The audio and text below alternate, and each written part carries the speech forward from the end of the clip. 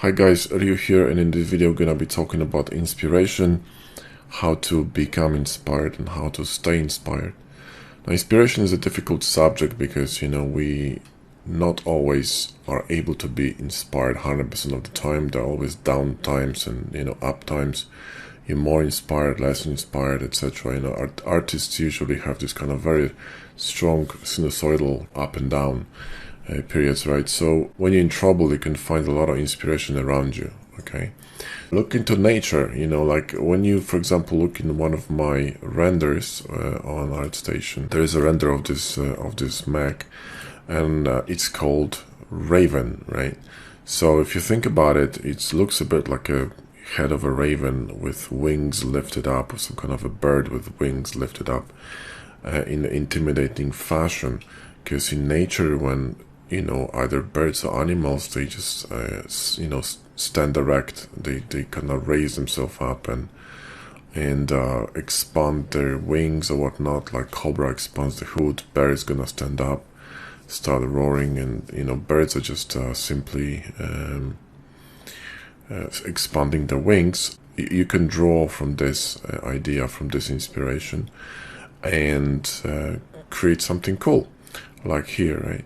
That's where the idea came from, so they because the guns are above the head, they look much more intimidating than as if they were just down below here, so that's that. So look into nature, look into architecture. Architecture can be a fantastic inspiration as well. You can take interesting photos that are actually silhouettes. Like for example, this shot of Tokyo I took, and I processed this to make it look more sci-fi. But like I said, you can get inspired by what you see. If I showed you the original picture, you would not believe that this is the same image. It was heavily edited. The flare is edited, of course, in Photoshop. The water has been blurred, in Photoshop, to make it look unrealistic on purpose. The same with the sky, but the city is untouched, and it wasn't actually a long shutter photography. It was just a regular one, but looking at this, you can actually get inspired. So other people's art, architecture, nature, anything around you, really, even mundane objects can be inspiring, as long as you take into consideration their silhouettes or shapes. Okay. Never stop gathering references, guys. This is, probably the most important thing, okay? If I'm gonna go to my Pure folder, and I'm gonna show you, okay, my Pure folder, it's pretty extensive, all right? I got a lot of references, okay? Okay, so this is my Mass Effect Legendary folder. When I was playing Mass Effect Legendary, the latest remake, I was taking a lot of pictures, a lot of screenshots, and you can see that I got all kinds of stuff in here, environmental shots, and like here, this one, actually, I had one of the corridors tutorials I made on YouTube. I was inspired by this. I really like this, how this was designed. There's so much inspiration here, it's crazy. You got land, cityscapes, you got interiors, really cool design here, kind of like corridor or something. Bits and pieces on walls. It's just shapes and how they've been brought up together, and kind of detailed ideas. It's just millions of examples. And when you're gonna surround yourself with this consciously, you would start thinking about shapes and what you see around you very differently. When I was doing photography, I was shooting so many pictures, I could actually frame things I saw without a camera as if I was looking through the camera, if that makes any sense, okay? I could literally see crops of images, in front of me. My eye was so trained, I could see it without actually lifting the camera up, okay? So I knew, what kind of focal length, what kind of framing I need for this shot to work, right? These kind of shots gonna be extremely helpful for you to grow as an artist, okay, and stay inspired. This is, I think, exceptionally important. So keep getting references as much as you can. So when you play games, the same thing, and screenshot the shit out of them. And I mean the shit, just screenshot, keep screenshotting, okay? When you see something interesting, walk up to it and screenshot, alright? So this is how I play games, look at windows, at details, etc. Every single game, the sci-fi game I play, I do the same thing, okay? I literally hunt for screenshots, alright? practice forms and shape, consciously checking the balance and flow. When I design anything, you know, I design some, for example, a vehicle, I want to check different forms, different ideas, okay? Even if I use the same wheels or the same threads, it doesn't matter. It's all about shapes, okay? So when I go to a side view, you know, here you can see that they have different shapes, different silhouettes. And these are, you know, blockouts you can design in minutes, okay? So it's all about coming up with interesting shapes and ideas. Try to, you know, when you think, okay, I want to design a sci-fi truck, just keep trying, okay? Keep trying to come up with interesting shapes and see if what you make is, you know, within a balance, okay? So it maintains balance of form. Like, for example, this is a balanced vehicle. You know, there's a triangle in here. This gun is offset a bit to the back, so there's an offset here between the middle part and this one. If this was, for example, shifted to the front, it wouldn't work as well, okay? Because I'll show you. So if I move it in here, right, it's gonna look a bit weak, right? It's too forward. It's too agreeable, okay? This one is a bit more retracted. It's a bit, you know, at the back weighted, and looks a bit more defensive and more strong. Same with this one, you know, I wanted to have something that's really low on wheels. Now, when you're transporting something really heavy, you don't want the center of weight of this object, right, be too high, because it's like with tall people and short people, okay? Short people are much more agile because their center of gravity is much lower, right? But here, the center of weight is you know, is lower, but if it was higher, this truck would be less stable visually. So by lowering it down, I made it look a bit more, you know, stable, if you will. So it looks a bit more like a cargo truck. Whereas this one is more sportsy, more aggressive, okay, more off-roadish, right? More like a buggy, you know, than just utility truck. So keep trying with ideas until you arrive at something you really like, okay? Try to envision designs and shapes in your mind. I have a video on this one, the separate video. It's the first video of this series. And it's I talk extensively over there about this subject, so watch this one. But this is exceptionally important. You need to try to train your mind to see shapes, try to manipulate with those shapes, rotate them, subtract shapes from these shapes in your mind. This will train you to see things you know, in your mind, and it will train you to see shapes before you actually create them in Blender or anywhere really, on Canvas, on Photoshop, doesn't matter. But it will give you some kind of like a roadmap for whatever you are supposed to do next, and also will allow you to see shapes within what you created much easier. So let's say I created this truck here, right? Based on this idea, you know, I can see, for example, that I would want to create some kind of like a magazines at the back. I would want to maybe create some cutouts in these wheels to make them in these spokes here, to make them a bit lighter in form. So maybe some kind of like a massive cutouts to bring more of the attention to the gun. So I can see this before I start doing it, okay? But like I said, it takes practice. You know, I would like to see some plating on top, maybe some details around, not much detail in the middle, because I wanted this front to be really strong and basic, to emphasize the, you know, the importance of the gun. So the gun will be detailed, and the rest will be less detailed. So I can see that before I even start working on it, okay? But like I said, it takes time and practice. So just consciously, you need to all the time, consciously try to envision shapes in your mind and try to manipulate with them, okay? Stay immersed as much as possible. This is really important, okay? When you study a language, right, you want to be in that country, right? You can't that easily study Chinese or Japanese or whatever when you're not in that country. It's never gonna be that good. You're not immersed in the language, and you're not really forced to be thinking and reading and listening in that language every day, right? So stay immersed in art and whatever you do as much as possible. If you're a 3D artist and you like hard surface, play hard surface games. Mass Effect, you know, Ascent, you know, I don't know, Star Citizen. Doesn't matter if it's boring or not, because Star Citizen is boring as fuck, but you can spend easily days or weeks running around and just gaping as shit because it looks so good, okay? Ascent is a fantastic game in terms of visuals, but it's boring as fuck as well. But yeah, you know, visuals are just winning. So I went through it just to take screenshots, and I think they're fantastic because, you know, they've done an amazing job. So that's how I approach this subject. So, you know, XCOM 2, I love XCOM 2. I have like thousands of hours clocked into that game. And the design is really cool. Very simple, but it's very cool. Doesn't have to be complicated. It just have to be, you know, appealing, okay? So try to immerse yourself with this stuff, you know, immerse yourself on ArtStation, with people you talk to, your friends, you know, try to shift yourself towards that language, towards that, you know, universe, so you will be literally immersed in that universe all the time. Like, you know, Josh and myself, we just eat, breathe, and sneeze 3D, okay, that's all we do. When I shifted from photography in June 2019, I've been doing this for 12, 14, 16 hours a day, every day. And by every day, I do mean every day. I do play games, I sometimes relax, but basically we just keep plowing, okay? And that's the key. Keep yourself immersed as much as possible. Seek critiques and advices. Guys, this is so important, right? If you don't know if something is good or bad, just drop it on the forum. Make sure that you're going to be able to distinguish between bad advices and good advices. That's really important, okay? So it's like going to a doctor. Make sure you're going to get a second and third opinion, all right? And check portfolios of whoever is giving you a critique, because if they have a good portfolio, there's a good chance they know what they're talking about. If there's some kind of random Joe-ass motherfucker giving you some stupid advice because, you know, he's living in his fucking mom's attic and he's pissed at his life and everything, he's gonna be just a, you know, a piece of shit giving you some shitty advice, or maybe critiquing your work because he's jealous.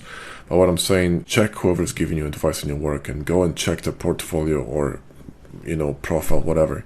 See what they do, what skill level they are at. And if they're really good, then, you know, there's a good chance that you struck a gold. Because if someone really good gives you an advice, you fucking better take it into consideration, okay? Because that's how you grow, right? You can get pissed as much as possible because you're an artist, so you're gonna be a bit of a, you know, wounded animal, but it's gonna help you grow, yeah? Grow a really thick skin. That goes with the top one, okay? If you're gonna expose yourself to critiques, you really need to have a second persona, okay? Just let your alter ego deal with this shit, because you're gonna get bombed. There's a lot of trolls out there, there's a lot of stupid people, a lot of people who think they know, but they know fuck all. There was a guy who's critiquing one of my works on ArtStation, and I accidentally knew his boss. I talked to him and he said, don't worry about it, it's just a technician, you know, fuck all about work. And I checked his portfolio, it's fucking awful. So, you know, just don't worry about pricks like that. Like I said, yeah, just make sure that if someone really good gives you advice, think about it. Because, you know, it just might be something in it, alright? But grow a thick skin so you don't get affected. Don't let this thing affect you, okay? Let it affect you in a good way, not a bad way, right? Let it make you grow, okay, not sink you down, because that's just, you know, that's not what we want, okay? So as an artist, we got vulnerable, but, you know, you have to learn how to grow a thick skin, okay? Look up to whoever's better than you. I mean, I got so many examples on my ArtStation of people that are better than me that, you know, I could wallpaper my fucking house with the renders, okay? It would be not enough. So I'm following a lot of incredible artists, yeah, and I mean incredible, right? Like, for example, you know, let's say Torfrick, who created stuff for Ascent. I mean, look at this shit, man. This guy is off this chain, and that's just one person, right? And if you look at this stuff, you're like, god damn, this is good, you know. Everything is good. Lighting is good. Presentation is good. Texturing is good. The design is incredibly good, right? It's just, you know, this is what you call sick. And that's what you want to look at. You don't want to look at shit art, okay? Please don't look at shit art. Look at good art, okay? Inspiring art.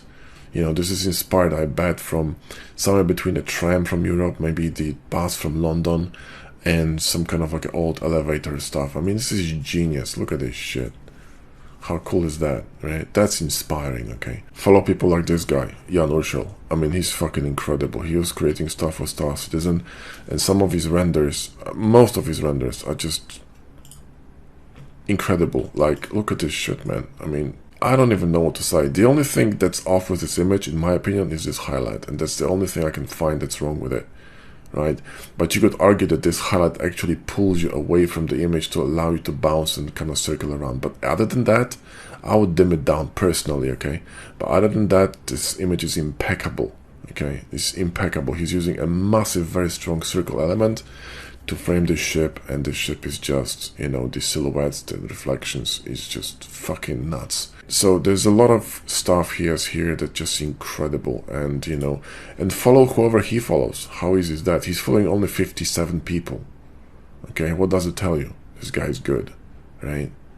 Because he knows who's good. Look, he's been followed by 30,000 and he's following 57. So you look who's he following, follow all these motherfuckers, right?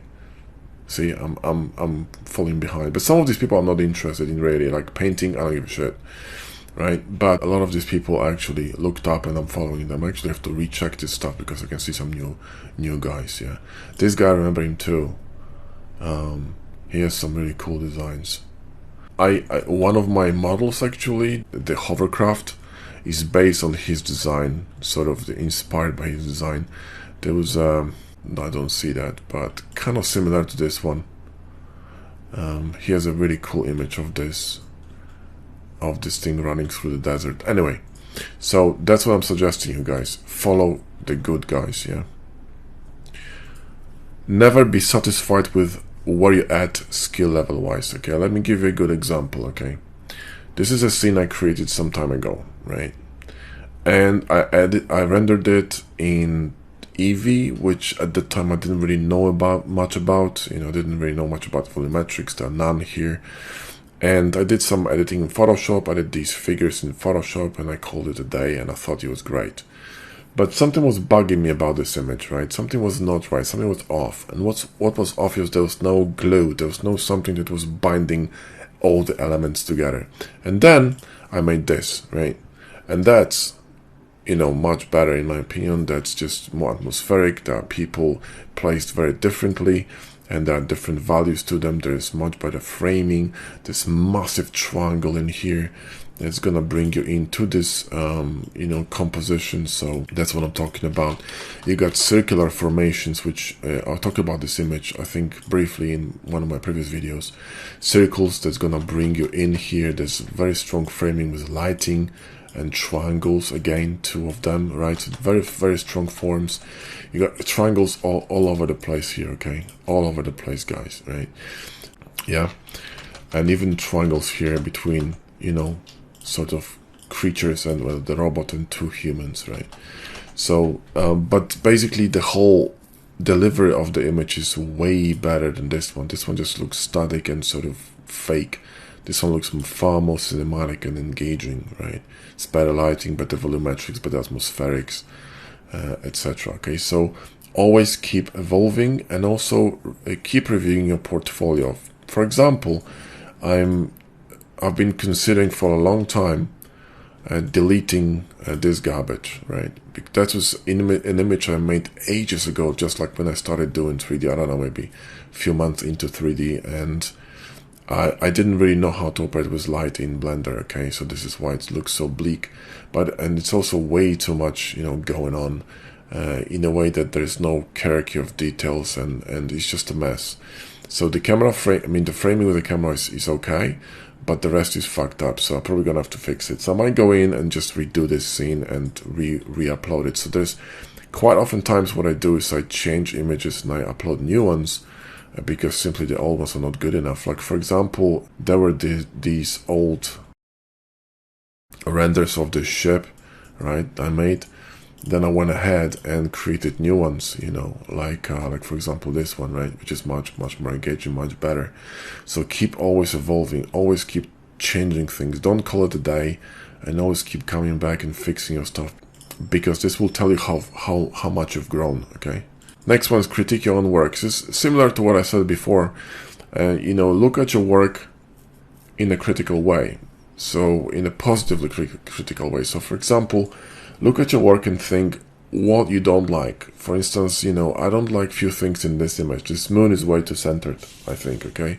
It's a bit strong. I think there should be another planet here, or some kind of, I don't know, something else is too centered for me, okay, this one. I'm not crazy about this shadow here, okay? This might have been a bit moved to the left, okay? There could have been a bit more stuff going on in here, more cargo, more elements, etc., okay? So there are still things I would fix in this area. Maybe I would darken down here the bottom. This bottom here is a bit too bright for my liking, okay?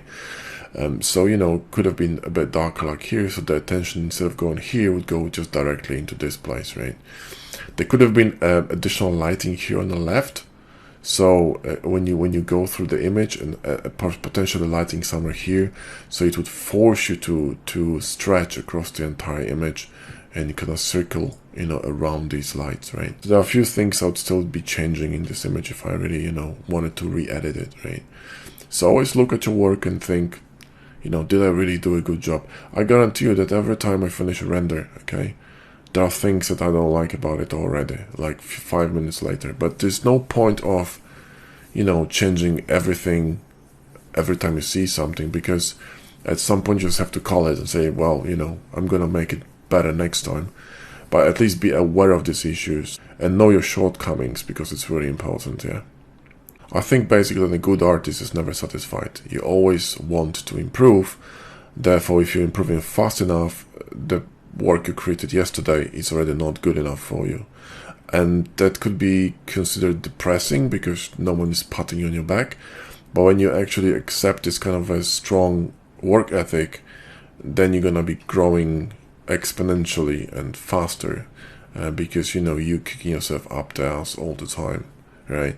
So strive for something that's ahead of you, and stop looking at the rewards you collected, because that's just in the past, yeah?